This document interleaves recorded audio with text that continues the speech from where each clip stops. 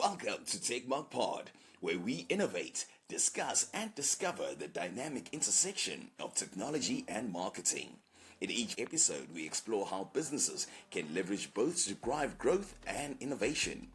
Meet Alvin, our esteemed host for Take Mark Pod.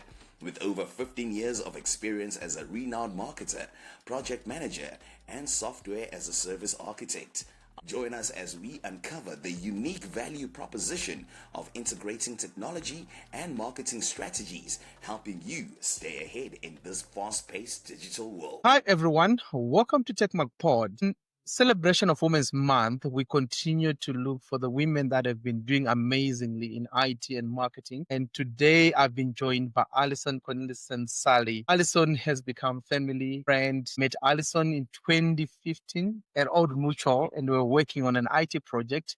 And yeah, Allison, I can safely say that you made my life easier to to get into that environment and be able to prosper in that environment. So, Alison, welcome to TechMark Pod. Thank you very much. It's good to be here and to share some stuff. Yeah, definitely. So, interestingly, we're having this conversation today, but this also marks 41 years in IT. Am I correct? That's correct. I Yes, started 41 my years. journey very early in life. Definitely. You can introduce yourself now, Alison. Okay, so yes, I started my career back in 1984, 85. I started with a very lowly job, but it's not really lowly if you look at it today. A lot's changed, but did quite a bit of. Oh, I first started as a clerk. In those days, they called it a clerk. Today, it's an administrator. And after a few months, I actually got an opportunity. And a year down, my first year down, I joined the IT department where I was one of the planners. I started as a planner, and the planner was in end user services to actually coordinate the activities of all the field engineers that were out there. In those Wow. days, we had terminals. We had to make sure that the guy was packed up very early in the morning so he could get into his car and just drive out to the end user who actually needed assistance. And that was the start of where I started my interest in IT, or actually, I just grew with it, in fact. And being Was that in Cape Town? Was that in Cape that was Town? in Cape at Okay. I started my career in Cape Town. I haven't really moved except travel up and down between Cape Town, Joburg, Durban for various reasons, but I've always been based in Cape Town. That was still in the days of terminals where you didn't have much connectivity out there except for some coax cabling running over very small data lines, etc., out to your actual branches.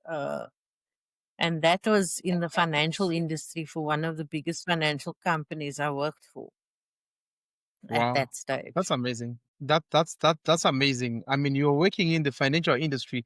That was 41 years ago, and you're still involved in the same industry up to now. I worked at in different industries over the 41 years. I started in the financial industry, and then after about 20, I think it was 23 years, I then moved to the oil and gas industry. And shortly after that, I was involved in the energy industry. And then I also took on the transport industry, where I managed all end user services for those in those industries. And Yeah. then back to finance. So I started my career in the financial industry, and now I'm back in the financial industry, ending that portion of my career, Wow. That's permanency, amazing. if you want to put it that way. Wow. So I want to ask a question, right? They've always said IT it's a male-dominated industry, right? And it's something that they are still fighting up today, and women are still fighting this male domination in this industry. And you started in 1984. I mean, can you explain to me how did you survive due to that? Man, I did survive it, but there's certain things that I still believe that if all was equal, I would have probably been very much ahead in career wise. There were various challenges along the way, being a female in IT. Yeah. Is Uh, is is there uh, anything is there anything that you can highlight of those challenges? sure, the challenges is basically you struggle for recognition when you're doing something. When you, you could be a female in a very dominated meeting, and you could ask a question, and it's not taken very seriously, or you are undermined with the questions that you ask, etc. And I've experienced it quite um, for a very long time in this choice of career. Yeah. We women are always viewed as they need the softer skills instead of the uh, the technical roles. So you Mm, find that you navigate more to the soft side of the business than to actually take it head on uh, in the technical roles, because sharing wasn't always an option. It was either you know or mm, you don't know, and if you don't know, you don't get recognized for it. Lots of times is I found also that ideas that came from myself was implemented into the workplace by men without women getting the recognition for it. sure. That was So hectic, yeah. it is a battle today. I think it's a bit easier because you Mm-hmm. got the studies that go with it. You've got the certifications that go with it. In my young days in IT industry, it was very difficult to study the IT industry. Mm, Unless you went and actually went to go and do uh, um, additional studies for IT. It wasn't also freely available. Yes, the softer side yeah. was always easy. The managerial side came quite naturally, I think, to me also. Um, Mm. so that is how I survived. And what made you want to get into IT? It's I mean those back in those years. What made you want to get into IT? Um, I saw it as a growing industry, and I didn't have the pension for actually sitting behind a desk all the time doing Yeah. paperwork and processing policies. So I Mm. think that was my drive. And I had a very Okay. exciting experiences over the Mm. years. You started IT, right? Uh, Yeah. before you started IT. Okay. So was it if we take back to 1984, was it difficult for a graduate who's a woman to enter into the industry, or was it easy? How was it compared to now? Because now I think it's becoming more competitive, basically. Yes, I think then it was easy because you started in administrative roles more. So grew with the technology. You had to teach yourself a lot. And there wasn't, like I say, there was things like getting to know the inside of a PC. You would learn that the N plus A plus type uh, courses that you could go on, and then also your Microsoft sort of certifications if you went into the technical side. But other than that, I did study my degree in IT. Basically, when I started out in IT, like I say, there wasn't much on the horizon for anybody wanting to be in the technical field. Um, I did do a bit of mainframe development to try and forward myself in my career. I didn't like it, Uh-huh. so I stepped back and I continued doing more of the planning side. And doing planning in IT for me was the way in to get to understand the IT industry. There was very little that you did not you sort of had to know to be a good planner. So that's how I managed to get a lot of information around the IT nitty gritty. Now it explains why you always want to write on a whiteboard and you write all these processes on the whiteboard to detail because, because you are You so still detail remember that? oriented.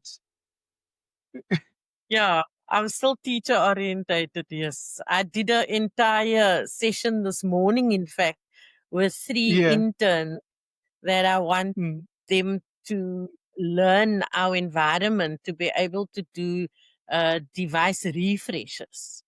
So I started Yeah. with the Blackboard, as we call it now. It's more presentation mode. I started with that and said, you got to Yeah. know the basics before you can actually execute on anything, especially when it comes to a program. You must True. understand that. I think you went through that as well with me. No, I came from the College of Allison, so I I appreciate it. Yeah. I appreciate it very well. I think it added value to who I am today, and I mean the other projects that I've been involved in, and of course building our own company, which is TNG Solutions, and so those lessons have come in handy. You understand what I mean? So I Yeah. attribute some of those things to you today to say, look, whatever you're doing there and what you still do, it adds value to whoever is in IT industry next to you or who works with you. I'm sure they appreciate a lot having you at whichever company you are at the moment. you know Yes. so Yeah. uh, I'm realizing that you've been involved in IT since the evolution of IT. You know, right now we are now in the cloud. We are talking of 365 and all that That's true. stuff going on and on and on, and AI and whatever it is that we're talking about now. So, do you have any highlights in the EU space that you say? I mean, this was one of the best decade or time in EU space, or maybe I mean, this is the best because, of course, there's so much advancement in technology now, and it has made our life easier. Or maybe you still prefer Windows 7. Now, look, technology certainly has evolved, Alvin, over the Yeah. years. And I think I'm more than fortunate to have stepped through those technologies as we moved along. Um, I am dominant in the what we now call the old environment. We transitioning to cloud. We've already got quite a few services on cloud. Um, and we talk about the Office 365 collaboration abilities, etc., etc. In the new world. I do keep myself relevant because I do quite a few services in the end user environment still that involves cloud and the old services, legacy services, as they would call it. And such time we can enhance cloud and AI to the point that it's going to not be both. It will be at this stage we try to balance the two. Um, yeah, I sort of keep relevant because I'm responsible for onboarding of new recruits or new joiners to the company, and the IT end user portion is still living with me. And we have to adapt to the technology the latest technology that's available. So yeah, we pretty much exposed to what we've implemented in the company to this point. I know the new Yeah. You said the new? cloud and AI huge potential. It is going to touch a few of the end user services because, as you know, end users are becoming more and more technology savvy. So it's not difficult for them to navigate themselves onto their own devices. We're not fully there yet, but that certainly is coming. That's an interesting point I wanted to ask as well. So in the EU space, right? Of course, end users have been empowered. There's even AI. Yeah, There's Copilot next to you on your computer.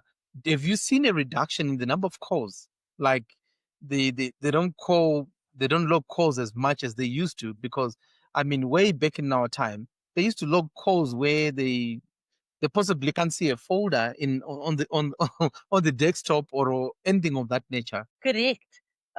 We do have more hardware calls than software calls. When if you look at it, we also have calls where it's more on the shared services that is Mm. provided, where something is not working for the user. But then we deal with it at the back office level. So even our footprint doesn't need to be that big to in um, to go and attend to users, uh, to go and maybe sort of just go and find that missing file, etc. Oh, Um, okay. So the number of LPCs has it gone down as well? Do you mean? yes, yes. I mean, we do have a reduction in FSEs. It's now it's more a back office service, a remote service that we take over the device instead of the physical guy going to your desk. Interesting you say that. Uh, I've also in sort of implemented the way we do onboardings, the way we do refreshes in the environment after devices um, have gone out of warranty. We do have a program that runs that, which I've just taken over. And we do it in a classroom style. We don't need to, because it's a physical exchange and it's a physical handover. We do more than one person at a time. So it is, we don't need all that footprint, feet on the ground anymore. Um, we just need it more for hardware support. So I've established what we call classroom style, where we see to more than one person at a time, uh, especially when the demand is big. So if we have a reduction in FECs and a reduction in the staff complement in an EUC space, does it then mean that the advancement of technology and AI is basically, I mean, working negatively in terms of people's employment, because they're kind of losing jobs, or we're not even creating more jobs in a way? I think in AI, it still needs a certain amount. AI and cloud still needs a certain amount of resources. Okay, uh, we still, but that is where an FSE typically would become would need to keep relevant with new technologies. So they can be placed in what would be new era jobs. So it's not a matter of job loss. I think it's change of focus from the old technologies to new technologies, and then enhancing it uh, at the end of the day to make sure you stay relevant in this environment. I think coming from you, I would understand, because if you then have been in the industry for 4 decades, right? And there's been Yes. change of technology and you've been surviving, and because you've been learning all the new technologies when they were coming in, what would you think will be your best advice for a young woman who is trying to enter into the IT industry, or those who are trying to survive the IT industry? Okay. I actually thought about that question and I somehow knew you were going to ask me that. So, Yeah. so yes, the younger generation in IT, my advice to women is to collaborate. Make sure you collaborate. Make sure that you join uh, foundational organizations that can give you exposure to new technologies. How they use it is important, so that you can keep yourself relevant. Also, go and do the necessary studies. Everything is online. You can get training if you need such training online. Make sure that you network with the right people in the right industries. Ask the questions. Don't sit back and take it for granted that somebody's going to show you. Not in this day and age. You need to do it for yourself. It's a very, how can I say, I think it's a bit of a different selfish age where you need to keep yourself going. You need to keep yourself um, up to speed with what is available out there and how, and also it's a different a mindset that you need to apply, a very different mindset, because you're having to keep looking for what is it that I can make a difference with. These days, you make the difference with the technology. It's not about anything else. It's about how can I make technology work better for us. And if you're in a company, for the company. Uh, And that's my advice. Keep yourself relevant, network with the right people, and go and seek new ideas out there. wow. Okay. Um, let's brag a little bit. You have worked on various projects in IT. Do you have those projects that you say, look, um, I can hang on the walls and say, this, I did this. I did this. Yes. Do you have some of those? I want to hear those stories of some of those projects that you are very proud of, Alison. Okay, so some of the stuff I'm very proud of is actually achieving as a young lady then, um, was being able to do turnkey solutions project management. It was probably one of the highlights of my career, where I was able to set up from ground up, from the construction up to the delivery of your tea and your coffee and your data center services, everything, uh, to set up and make a professional company being able to work on the first day they step into that building, for instance, and everything is there. One of the achievements was the big canal walk. When they started building that, I was responsible to set up for my own company that I worked for, to set up offices on 5 of their floors, um, to cater for about uh, 450 users in the West uh, building, West Tower building of Canal Walk. And yeah, I haven't been there in a few years, so I don't know if it's still the place looks the way I did it, but I did it there. The other highlight that I think that I've achieved was that with COVID that hit us in 2020, I was responsible for the work from home solution for COVID-19, when everybody was forced to go home and work from home, and we didn't have a clue of how do we do this? How do we provision laptops to everyone, because they couldn't carry desktops home? Some did out of desperation, but there wasn't any sort of Wi-Fi connectivity on desktops at that stage. So it was also, I suggested that we do the remote services, um, with laptops that we had to provision, uh, didn't need to be rebuilt, etc. With anything. All we needed them was to be able to remote to the desktop sitting in uh, the main buildings, so that people could work from home. And I got the CEO award for that achievement. Um, yeah, and then I've done several sort of projects over the years. I've done quite a bit of business migrations, meaning that we've bought companies and I would bring them across for the end user services side of things.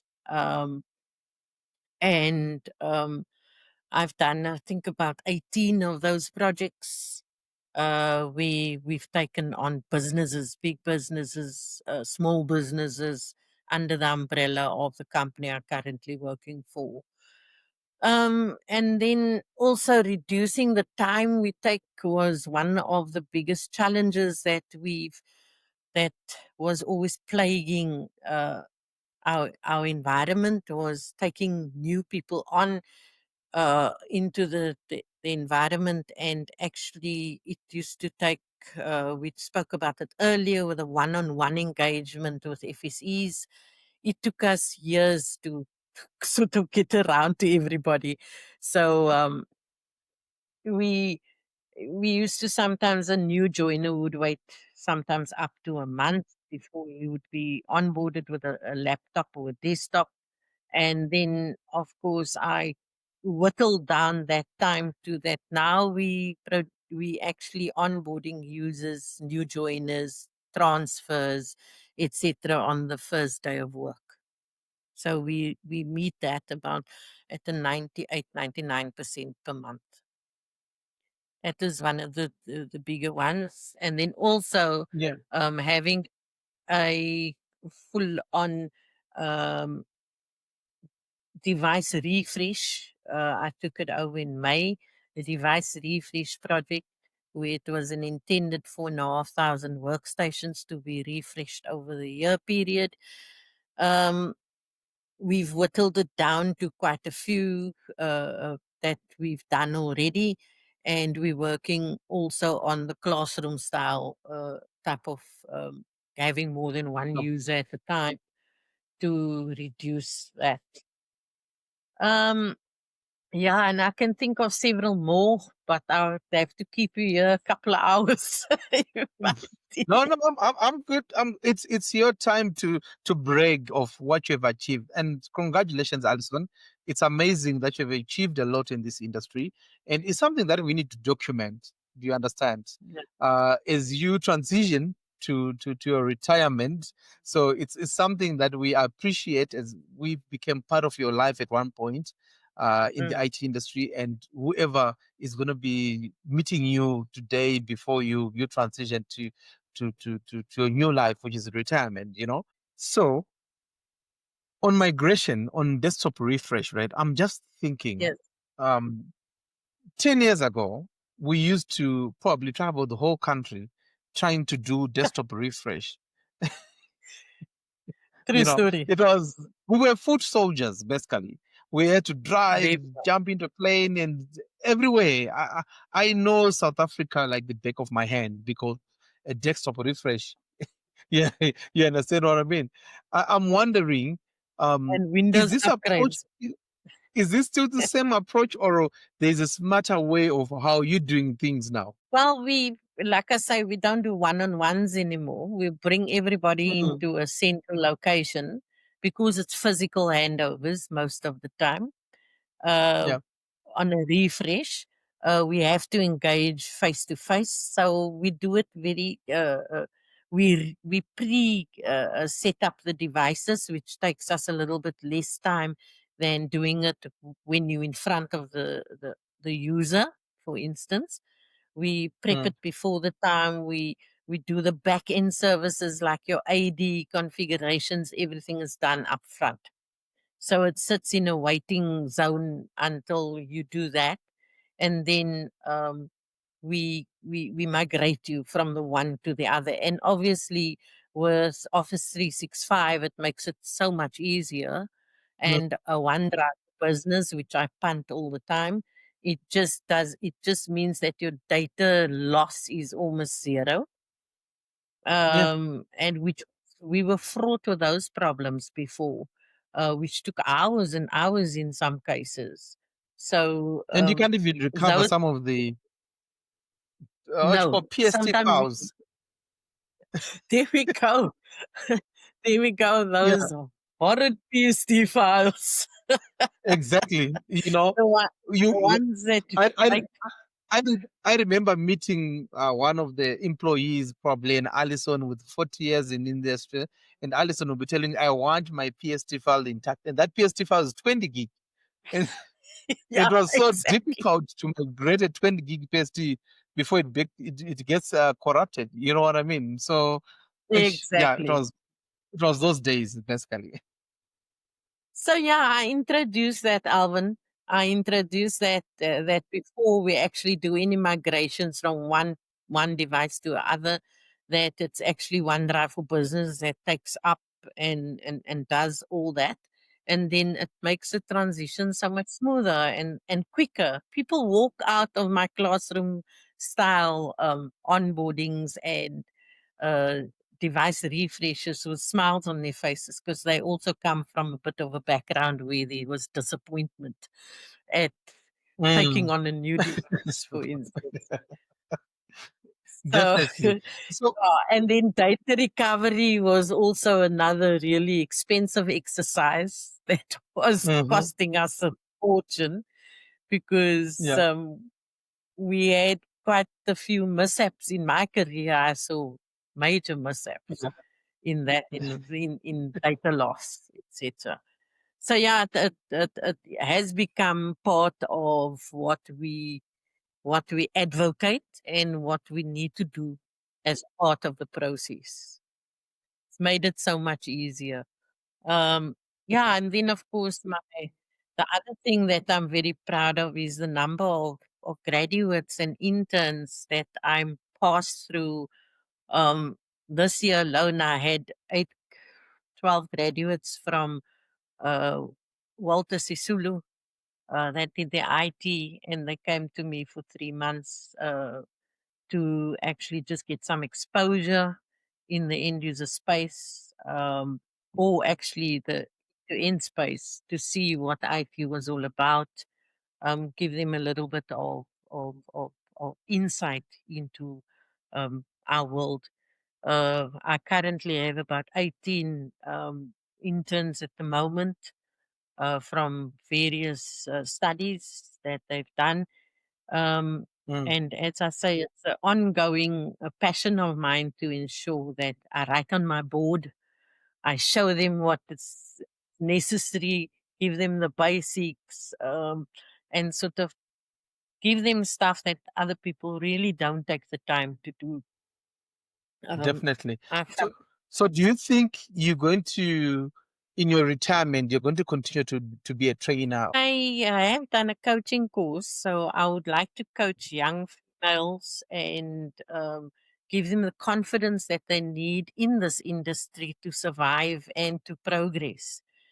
Um, Mm, so I'm hoping to have some candidates that would uh, like to step through some real life situations that they would come across, as well as some advice as to how to move forward from a woman in IT perspective. wow, that's amazing, Alison. I look forward to you establishing that, and at least it will help a young lady out there who's trying to get into IT industry.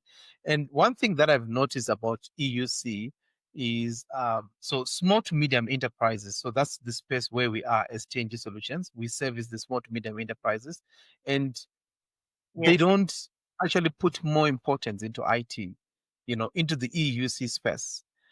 Very few of them, true. of course, that of course hear about Microsoft 365 and they are transitioning to 365 and all that stuff. I just want to ask, what is the importance, or what do you think it is very important that maybe companies understand EUC as much as you've understood it in corporate.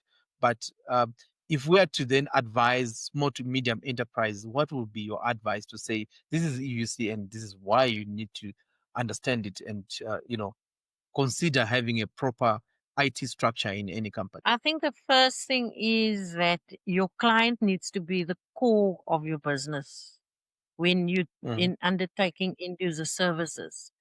So it's about the client. It's about what do they need and what can you provide them that makes their ability to operate better. So if you got that stance of client service and bringing solutions to the table that enhance the business that they're in, that is where the focus needs to be. How can I make it better for you? And what is your criteria to operate with at the peak of using technology? And I think that small medium enterprises, yeah, the money's always not there from a business perspective to um to do corporate and enterprise type solutions. So there are other solutions out there that can fit um, the brief of what you need to give to a business out there. Enhance it, make sure you're the best at it, in fact, and then also make sure that you concentrate on the client itself and what you can do, form that partnership, form that collaboration um, to help each other, extend the hand between business and the service provider from a small company. So, Alison, now that you have been in the IT industry for four decades, I want to call it 4 decades, your Yeah. journey is coming into an end. What are the parting words would you want to say to the IT industry or to your colleagues or whoever, people that have met you in life? You have changed people's lives, people that you have rubbed shoulders with as you're working in all these financial industry and corporate companies that you've worked with. Um, what you want to say, Alison? I think that I have quite a few people to thank. Through the years, I was given opportunity in many of the positions I've been in, great opportunities, in fact. And being a woman in IT, I think that um, I can thank a lot of um, men even that has given me an opportunity to rise up and take the the challenges that faced me, the challenges that IT industry faced, not only women but men as well. The IT industry has not been easy in the last 4 decades because it's been change upon change upon change. So there's definitely a gratefulness that I will not uh, uh, I'm not hesitate to say thank you for. Um, the experiences, the journeys, the people that I've come across, amazing people that have, like yourself, that have also taught me how to navigate through challenges, etc. And I'd like to say to those that are still in the throes of becoming IT gurus, and we must realize that the IT industry is no longer isolated from business. It is part of the business. So don't view yourself as an IT person. You need to view yourself as part of a business that provides the solutions for the business to thrive. Um, the the difference between the business and IT is now narrowing because the solutions are becoming more and more um, how can I say, more and more aligned uh, with the introduction of AI, cloud, etc. So yes, your role may be smaller, but it definitely can make a bigger impact in inside business. And that is why we're here, is to service the business as IT. We're not an isolated industry. I also would say to women out there, embrace your individuality. Make sure that you aware of what your unique strengths are. Make sure that you play on those strengths and then address those things that you need to address in the developmental areas. But make sure you address that, mentor other people that you require mentorship.